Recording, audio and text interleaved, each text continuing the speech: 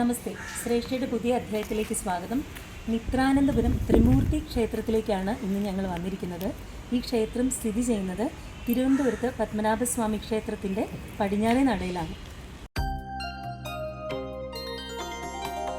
സൂര്യസ്പർദ്ധി കിരീടമൂർധ്വതിലക പ്രോദ്ഭാസി ഭാലാന്തരം കാരുണ്യാകുലനേത്രമാർദ്രഹസിതോല്ലാസം സുനാസാപുടം. പടിഞ്ഞാറേ നടയിൽ നിന്ന് കയറി വരുമ്പോൾ തന്നെ ആദ്യം വിഷ്ണു ക്ഷേത്രമാണ്. നമ്മൾ ആദ്യം തൊഴേണ്ടത് പക്ഷെ ബ്രഹ്മാവിനെയാണ്. ബ്രഹ്മ, വിഷ്ണു, മഹേശ്വരൻ അങ്ങനെയാണല്ലോ. ആദ്യം ബ്രഹ്മാവിനെയാണ് തൊഴേണ്ടത്. വിഷ്ണു ക്ഷേത്രത്തിൻ്റെ സൈഡിൽ കൂടി ഇങ്ങനെ വരുമ്പം നേരെ ഇവിടെ കാണുന്നതാണ് ബ്രഹ്മാവിൻ്റെ ക്ഷേത്രം. കണ്ടോദ്യം മകരാഭകുണ്ടലയുഗം കണ്ടോജ്വലകൗസ്തുഭം ത്വദ്രൂപം വനമാല്യഹാരപടല ശ്രീവത്സദീപ്രം ഭജേ.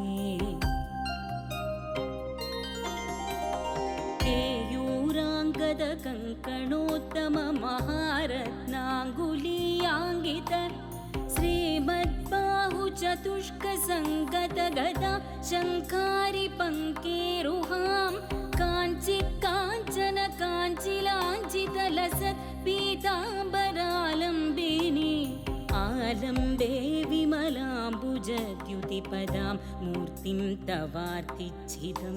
ഞാൻ നേരത്തെ പറഞ്ഞല്ലോ, ഈ ക്ഷേത്രം സ്ഥിതി ചെയ്യുന്നത് പത്മനാഭസ്വാമി ക്ഷേത്രത്തിൻ്റെ പടിഞ്ഞാറേ നടയിലാണ്. അപ്പോൾ ഈ ക്ഷേത്രത്തിന് തൊട്ടടുത്താണ് ശ്രീ പത്മനാഭസ്വാമി ക്ഷേത്രത്തിൽ പൂജ ചെയ്യുന്ന തന്ത്രിമാർ താമസിക്കുന്നത്. അവരെ നമ്പിമാരെന്നാണ് പറയുന്നത്. അവർ താമസിക്കുന്നത് ഈ ക്ഷേത്രത്തിന് തൊട്ടു പുറത്താണ്. അപ്പോൾ പത്മനാഭസ്വാമി ക്ഷേത്രത്തിലേക്ക് എല്ലാ ദിവസവും അവർ രാവിലെ പൂജ ചെയ്യാൻ പോകുമ്പോൾ ഈ ക്ഷേത്രത്തിൻ്റെ ക്ഷേത്രക്കുളത്തിൽ കുളിച്ചിട്ടാണ് പോകുന്നത്. ഈ ക്ഷേത്രത്തിൻ്റെ ക്ഷേത്രക്കുളം മിത്രാനന്തപുരം കുളം എന്നാണ് അറിയപ്പെടുന്നത്. യത്രൈലോക്യമഹീയസോപി മഹിതം സമ്മോഹനം മോഹനാത്. കേരളത്തിൽ വളരെ അപൂർവം ക്ഷേത്രങ്ങളെ ത്രിമൂർത്തി ക്ഷേത്രങ്ങളായിട്ടുള്ളൂ. എസ്പെഷ്യലി ബ്രഹ്മാവിന് ക്ഷേത്രങ്ങൾ വളരെ കുറവല്ലേ. അപ്പോൾ ഇതൊരു ക്ഷേത്ര സമുച്ചയം എന്ന് വേണമെങ്കിൽ പറയാം. 3 പേർക്കും, അതായത് ബ്രഹ്മാവിനും വിഷ്ണുവിനും മഹേശ്വരനും 3 സെപ്പറേറ്റ് ക്ഷേത്രങ്ങളായിട്ടാണ്. അത് 3 ഒരു കോമ്പൗണ്ടിൽ.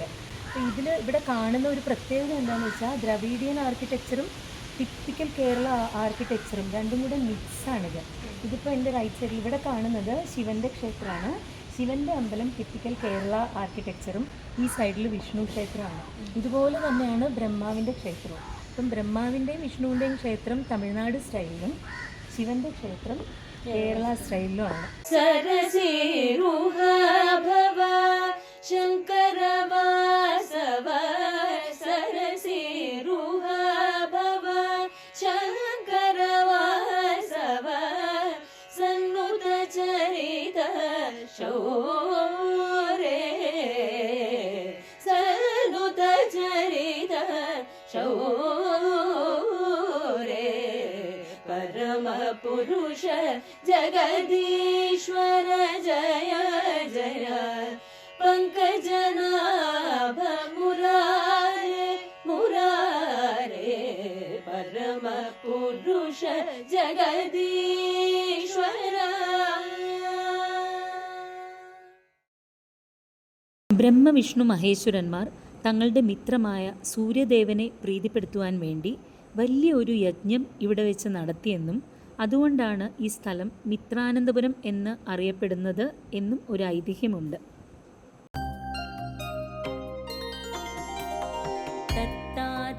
മധുരാത്മകം തവ വപു സംപ്രാപ്യ സമ്പന്മയീ സാ ദേവി പരമോത്സുകാ ചിരതരം നാസ്തേ സ്വഭക്തേഷ്വപി തേനാസ്യാപദ കഷ്ടമച്യുത വിഭോ ത്വദ്രൂപമാനോജ്ഞക പ്രേമസ്ഥൈര്യമയാത് അചാപലബലാത് ചാപല്യവാർത്തോദഭൂ. ഞങ്ങളിപ്പോൾ ഇരിക്കുന്നത് വിഷ്ണു ക്ഷേത്രത്തിൻ്റെ പുറത്താണ്. ഇവിടെ കണ്ട ഒരു ആൽമരം ആ ക്ഷേത്രത്തിനോട് ചേർന്ന്, അതായത് അതിൻ്റെ വേരുകളൊക്കെ ക്ഷേത്രത്തിൻ്റെ ഉള്ളിലാണ്. ഈ ആൽമരത്തിന് തന്നെ ഉണ്ടാവില്ല ഒരു 10-300 വർഷത്തെ പഴക്കം. അത്രയും വലിയ ആൽമരമാണ്. അതിൻ്റെ ബ്രാഞ്ചസ് ഇങ്ങനെ വളർന്നുകൊണ്ടിരിക്കുകയാണ്. വേരുകൾ എവിടം വരെ പോയിട്ടുണ്ടെന്ന് നോക്കൂ.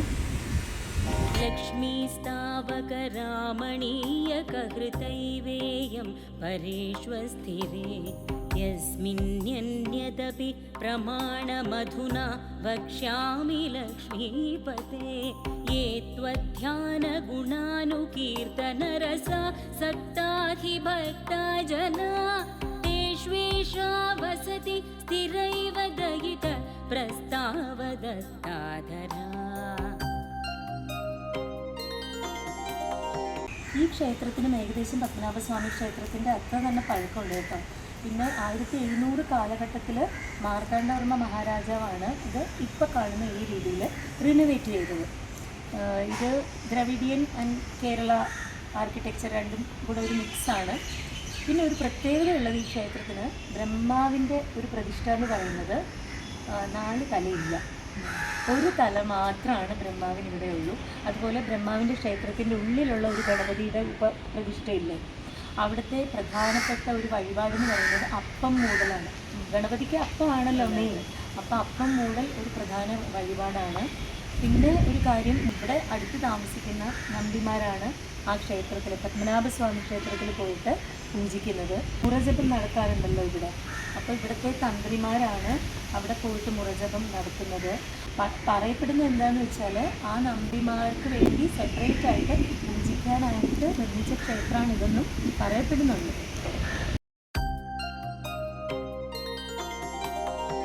തിരുവനന്തപുരത്തുള്ള അതിപുരാതനമായ മറ്റൊരു ക്ഷേത്രം കൂടി നമ്മളിന്ന് പരിചയപ്പെട്ടു.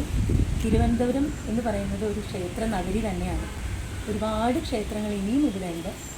ഇനിയും ഓരോ ശ്രേഷ്ഠാധ്യായങ്ങളിലൂടെയും മറ്റനേകം ക്ഷേത്രങ്ങളിൽ നമുക്ക് പോകാം. മറ്റൊരു ശ്രേഷ്ഠാധ്യായത്തിൽ വീണ്ടും കാണാം. നമസ്തേ.